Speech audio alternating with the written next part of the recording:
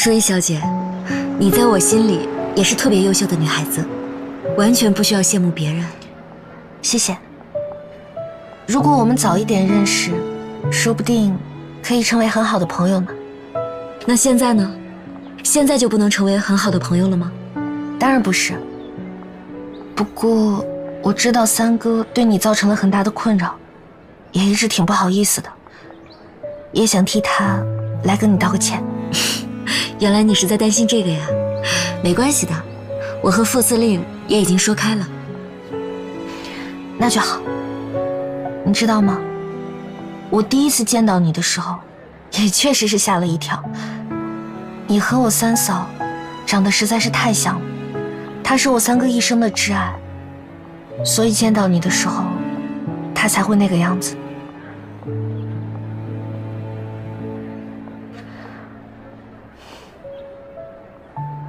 你知道吗？我三嫂跟我三哥分开，跟我有很大的关系。这我倒是没有听说过。当年我三哥和三嫂分开，主要是因为孩子的事情。是我对不起他们。他们的孩子怎么会和你有关系？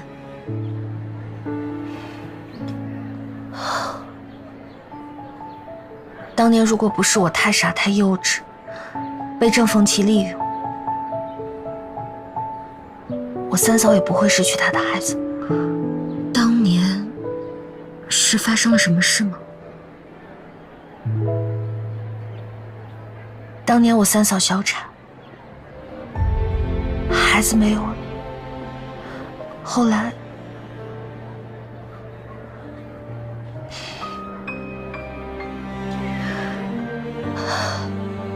来莫伟业他们找到了证据，是郑凤琪买通了我三嫂身边的佣人秀儿，下了落胎药。我三哥本来要毙了郑凤琪，是郑师长用他的姓和1万军马保住了他的女儿。我爹也看在和郑师长是40年兄弟的情分上，才出面求情。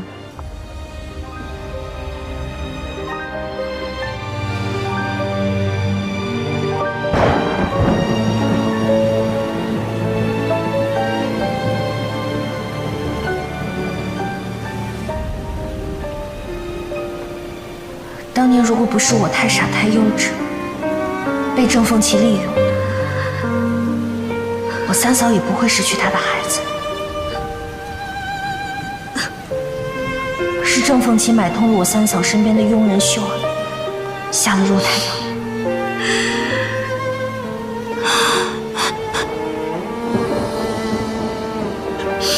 他日日夜夜地想着念着，连做梦喊的都是行情。韩君，你怎么了你？这下着雨呢，你到底怎么了？孩子，走，咱们先回屋，回家再说。快点，回家再说。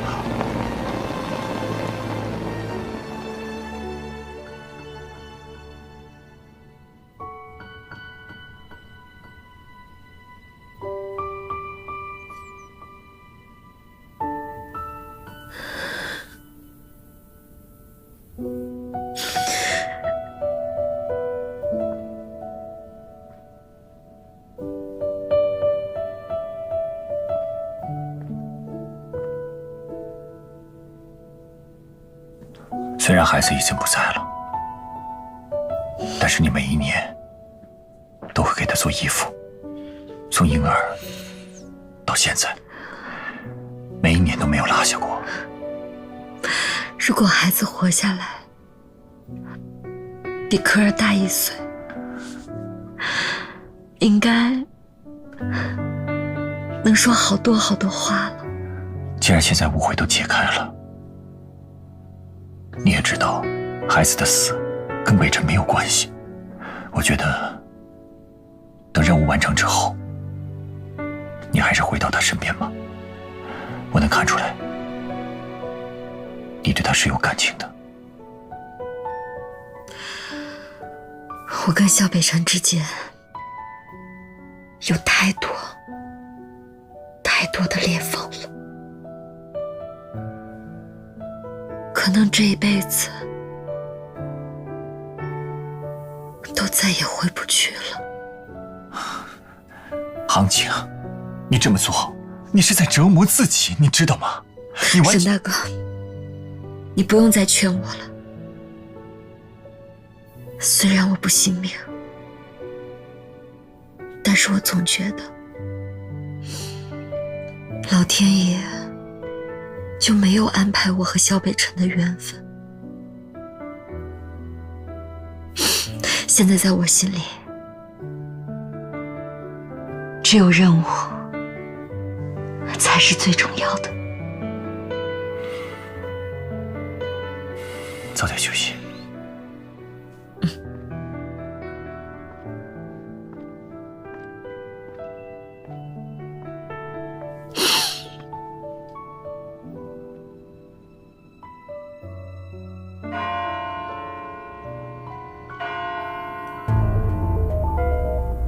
候鸟先生，这是竞标入围公司的背景资料。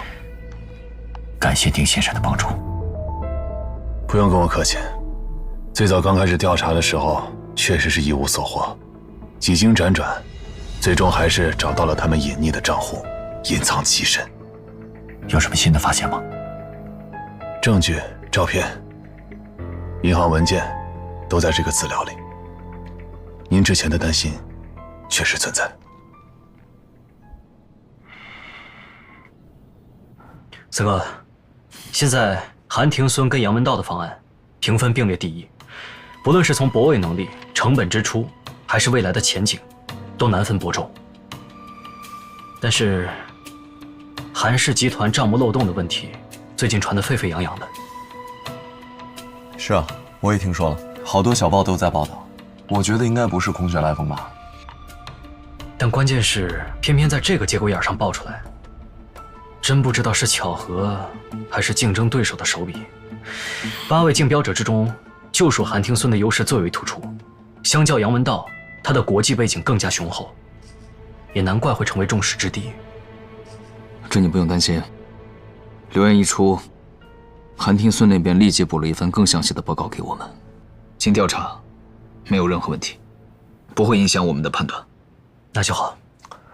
你看啊，韩氏集团背后毕竟有英国人在，不过相较杨文道来说，这个人有点意思，背景很干净，业内赞许也有加，而且是个爱国人士，跟日本人很不对付。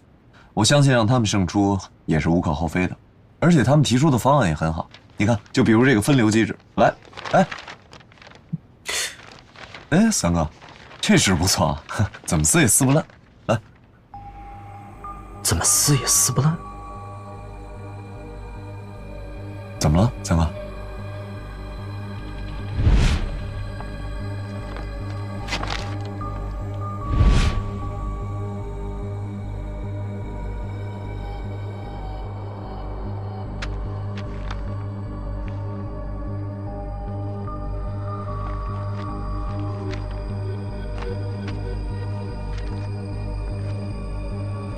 副司令，您看，这基本没什么色差，而且这2张图纸的右下角都有压痕，这应该是造纸机的滚轮在这一块出了问题。我敢肯定，这2家的图纸来自同一家造纸厂，而且什么？这种纸张在北新我从来没有见过。我曾经见过日本南满铁路的施工图，纸张跟这倒是很像。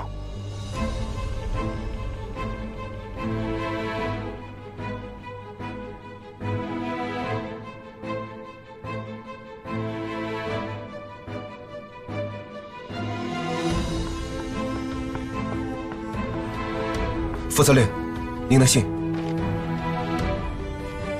下去了。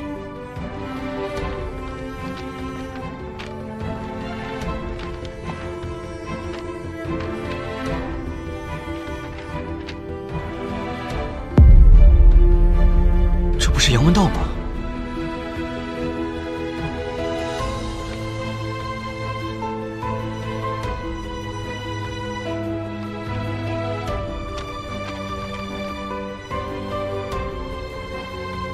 看来他们早就勾结在一起了。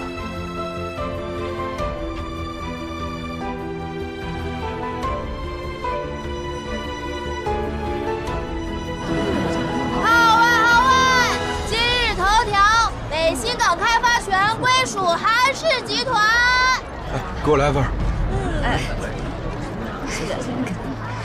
我也要一份。好哎，谢谢。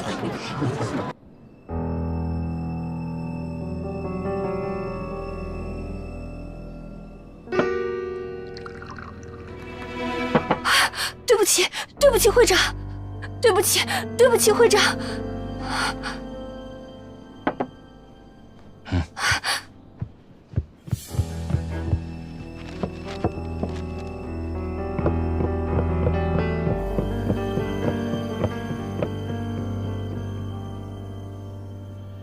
我不要再看见他。是，属下明白。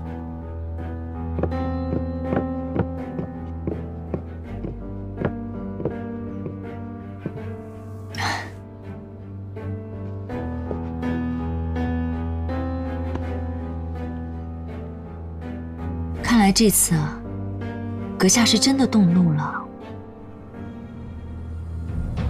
也只有凤琪小姐还能如此轻松吧？您真的是冤枉我了。我跟您啊是在一条船上，也是渴望成功，害怕失败的呀。但是这次军部那边传来消息，韩氏集团背靠英国，与英国政坛人士有着千丝万缕的关联，让我们不要轻举妄动。这事儿已经没有挽回的余地了。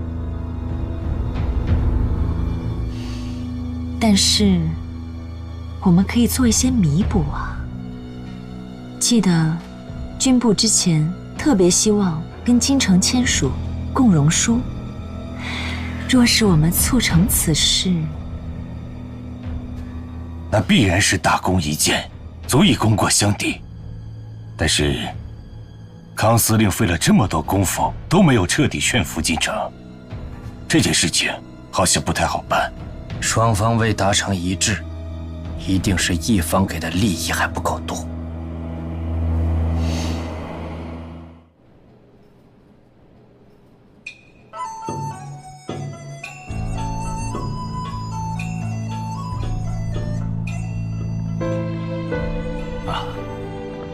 三少，陈大哥，北辰兄弟，多年不见，别来无恙啊！别来无恙。陈大哥，快坐。好好好。陈大哥，南京政府专门派你来跟我聊，看来是很了解你我呀。既然北辰兄弟如此直率，那我也不兜圈子了。其实啊，你我心里都清楚，现在是各派系都在暗地里活动，准备推翻中央的裁军计划。如果推翻不成，战争是在所难免。南京政府十分看重影军，想委以重任，几次邀请都没有任何的消息，所以派我来完成联合之诚意。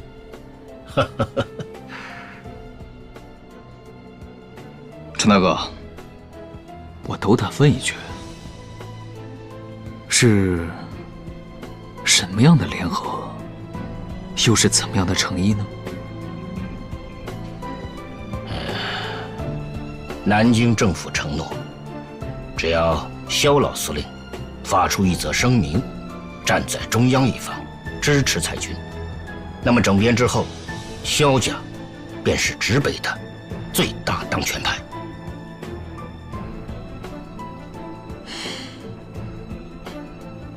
大哥，恕我直言，萧家不会做越级叛变之事，更何况我爹对总司令是忠心耿耿。这个我当然清楚。但是南京政府跟萧家的承诺不是一桩交易，而是京城已经不具备掌管直北的资格。京城正准备叛国投敌。来，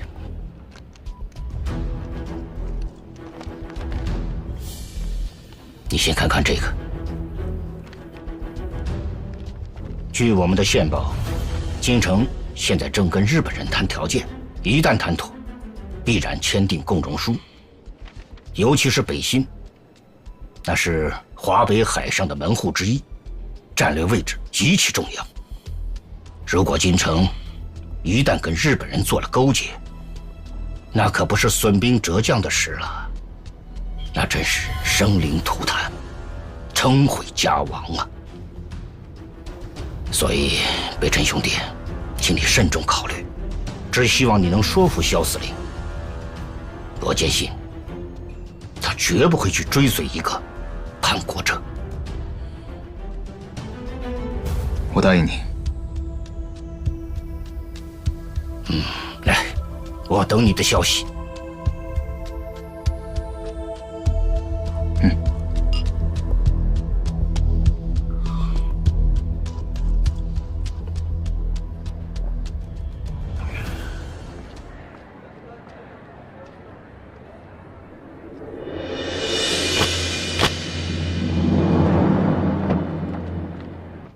副司令，见。这是盛小姐的辞呈，她请我转告您，竞标完毕，她的工作基本结束，她今天在家带孩子，这3天会将北新港所有的文件归档处理妥当，请您批准她的辞呈。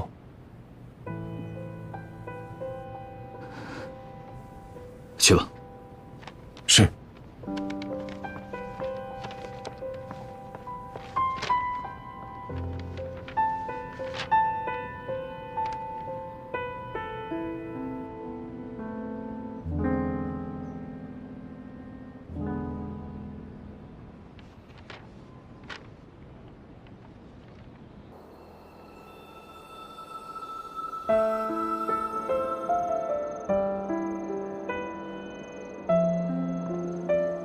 为什么带我来这儿？从我第一次见你的时候，我就认定你是林航景。我一直告诉自己，我不可能认错，也绝不会认错。但直到今天，我感受到一种前所未有的无助。我不断地想要去证明你是他，可是我身边的人、线索都告诉我不是。副司令，你别说了，今天是最后一次。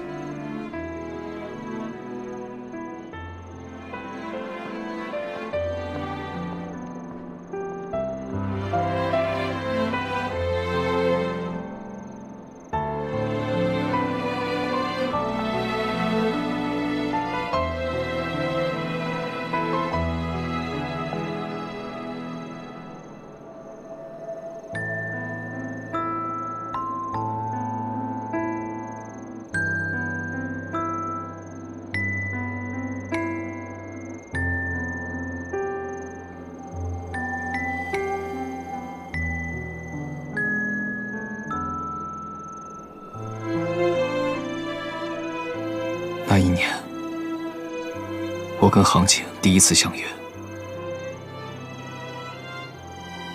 就是在这里，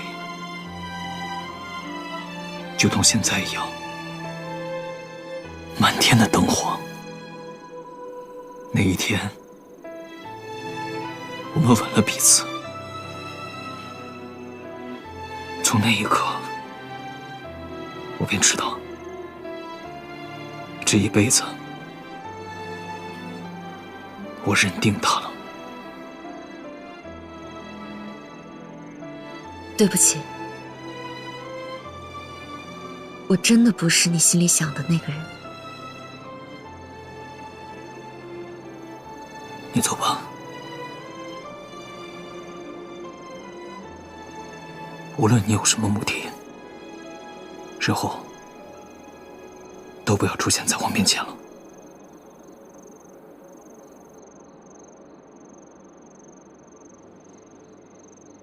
少妇，我做了一场梦，现在梦醒了。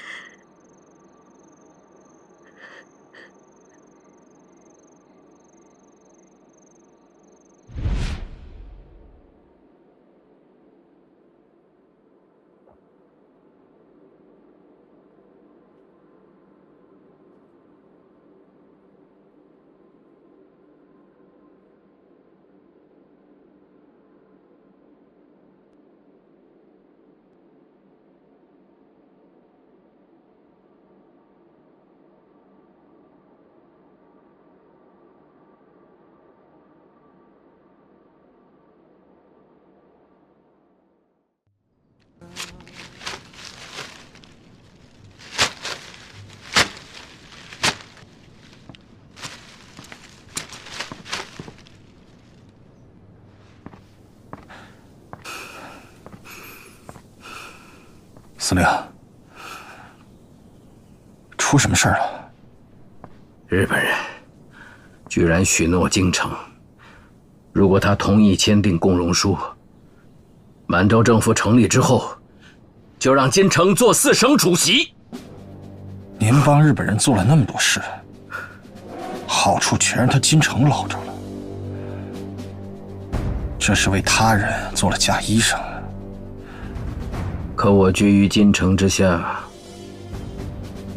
他们若能与金城合作，又何必找我呢？有金城在，就没有我的位置。司令，以您的谋略，必有办法解决。您先看看这个。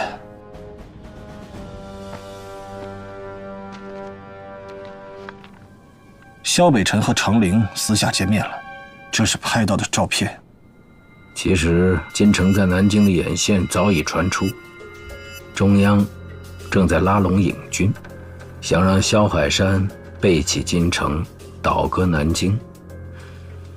不过之前南京方面几次派人来找他们，萧家父子都没有搭理，所以金城就没有相信。现在好不容易被我抓到了，这条线也不枉费跟了那么多年。那您把这照片交给金城，他必会处死萧海山，到时候他能倚重的也就只有您了。倚重？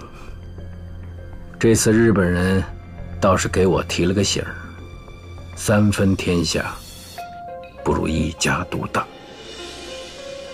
司令，您是想……你带上这些照片，明天我们到东平一趟。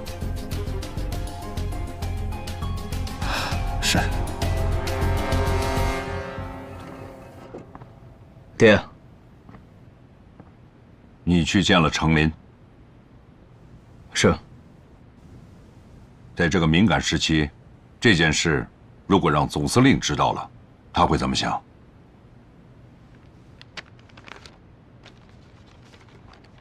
这个时期，恐怕总司令自己早就已经有想法了。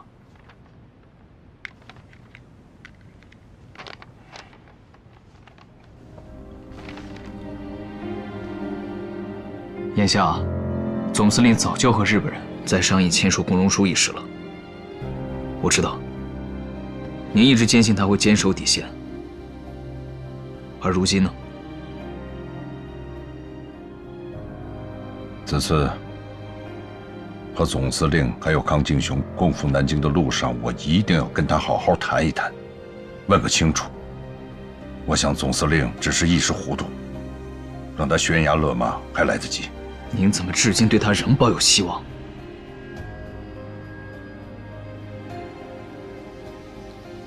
他若弃国，我便弃他。明日便是绥岭的会议了。我知道我们在那边有驻军，但我建议您还是多带点人马。我心里有数。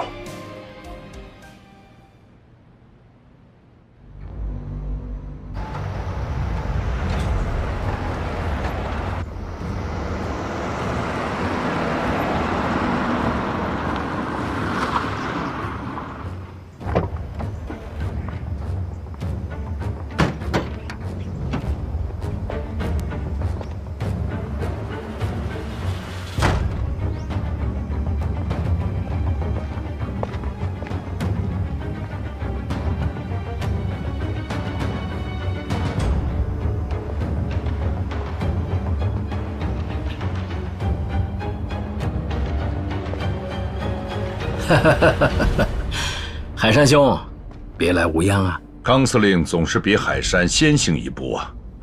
大哥跟我聊了一会儿了，他让你在这儿稍等一下。好，来坐。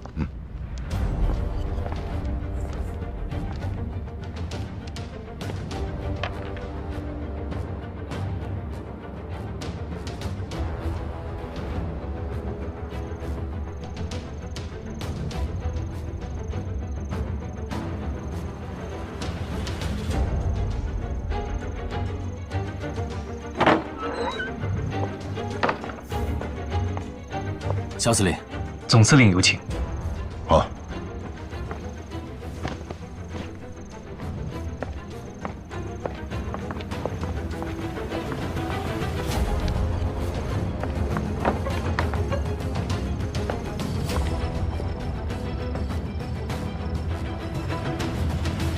哎呀，海山啊，辛苦了！总司令，好，你们二位先出去一下。我跟海山有几句话说。是，总司令。总司令，海山，哎，请坐。您坐。哎，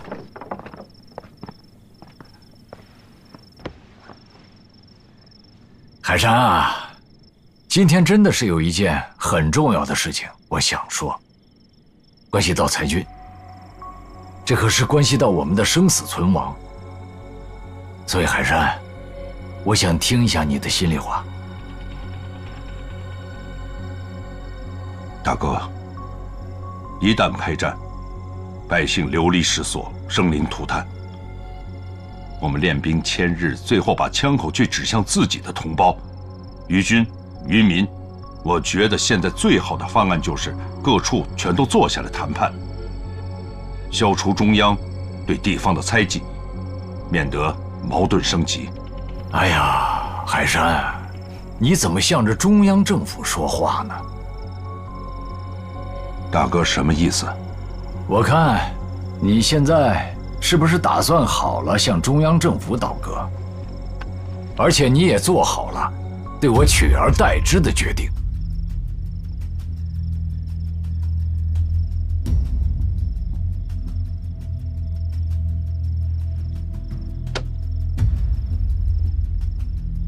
大哥不是想听我的心里话吗？我萧海山再也不打劳民伤财的仗了，更不要说是同室操戈。如果谁现在挑起这样的战争，我萧海山一定会站到他的对立面去。海山，你现在放肆了！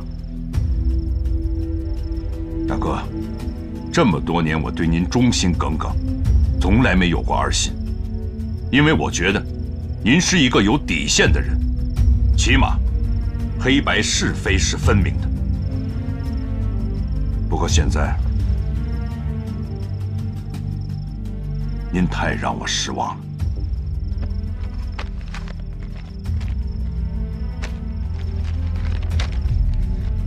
请大哥给句话，这上面写的真的属实吗？我真没想到，你竟然敢在暗中调查我。我也没想到，我一直辅佐的兄长，我的生死大哥，竟然跟日本贼寇勾结。那你呢？你勾结的是中央政府，狼子野心。你是不是想让整个直北都姓萧？是不是这样？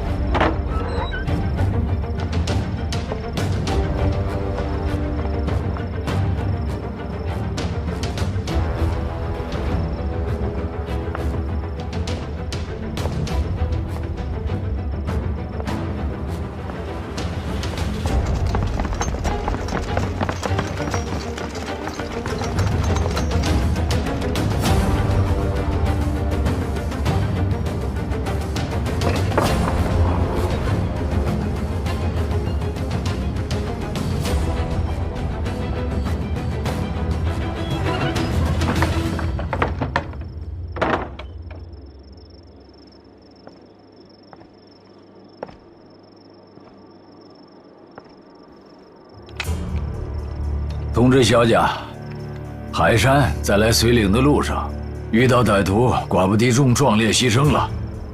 海山身边的人一并除掉，下手干净点，别让他们受罪。毕竟是自己的兄弟。是。大哥，您别太过伤心了。萧司令，黄泉路上不会孤单。等一会儿，你们老兄弟俩就又能在一起了。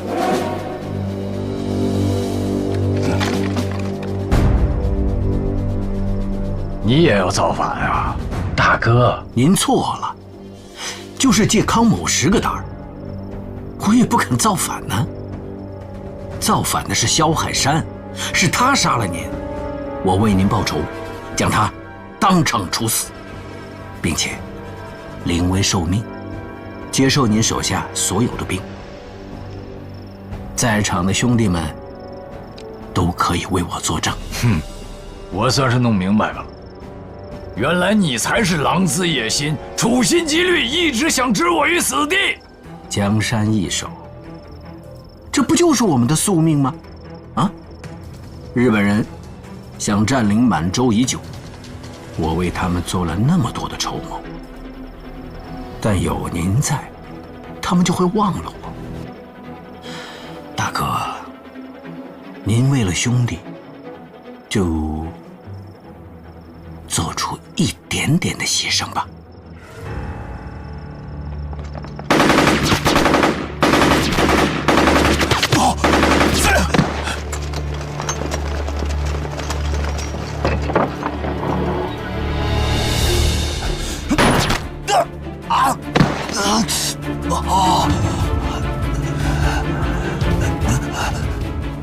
海山，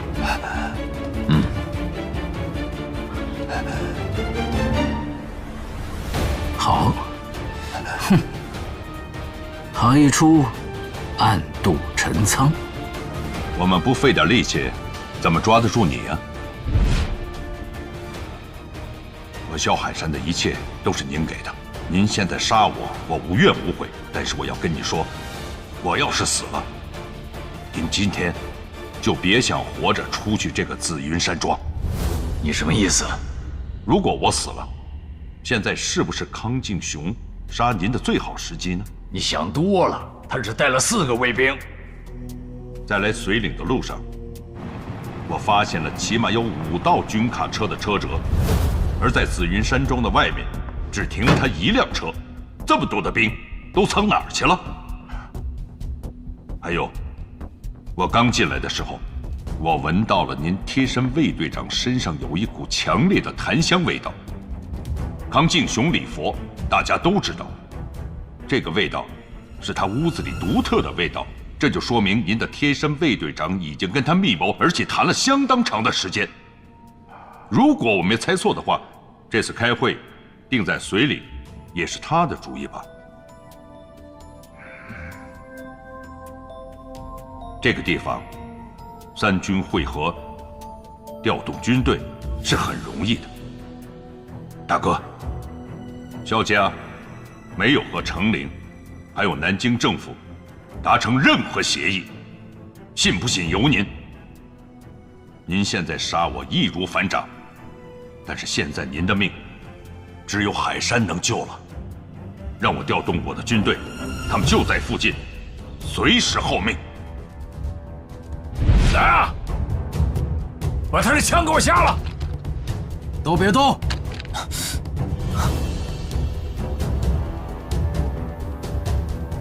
康司令，一切听您吩咐。周副官，你是跟了我10几年的人。是的，一个不起眼的位置，熬了10几年，才能在最关键的时刻发挥出最震天动地的作用。周副官忠心耿耿，他是我安插在你身边最重要的暗线。康英雄，你不要一错再错了。如果现在缴械投降，大哥很有可能看在往日的情分上，给你一条活路。把他带上来。爹，柔哥，别动。爹，让他们把枪放下，出去。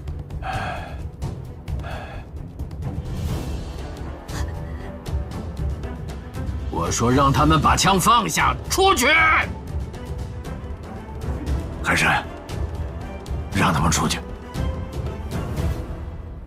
听我的命令，放下枪，先退出去。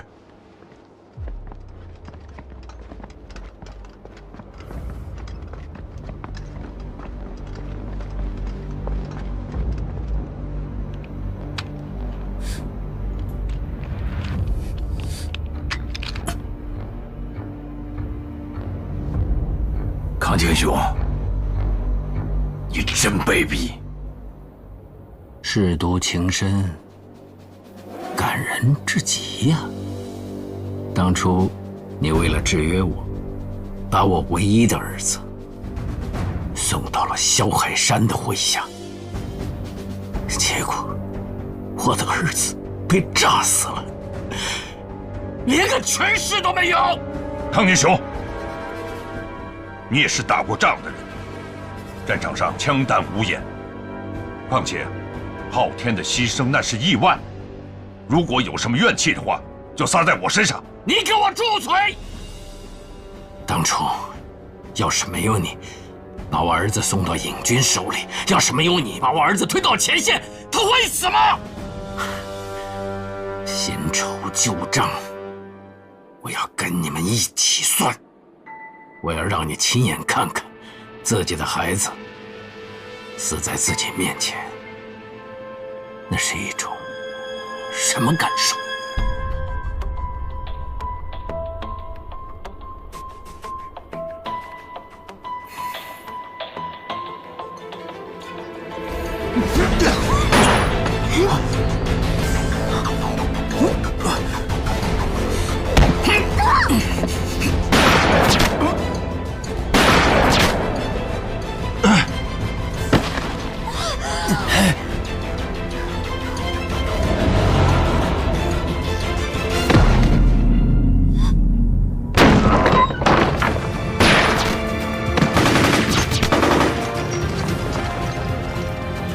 缴械投降！